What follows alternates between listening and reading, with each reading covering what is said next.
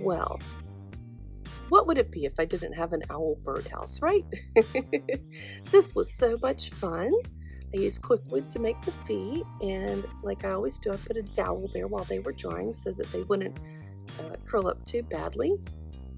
And it took a lot of looking at pictures online of real owls to figure out how was I going to kind of get the gist of an owl on a gourd that's not shaped exactly like an owl. So I tried to mimic the big tall ears. I do have a bit of a beak there, and their beaks are really beaky. So it was a lot of fun. I wood burn the basic parts of it, and then the rest is just painted in. And that's just to give a suggestion of their little chest feathers. And isn't that cute? Wouldn't you want to hang this in your yard and have birds living here? I'm surrounded by all 3 lazy cats. So, thanks for watching.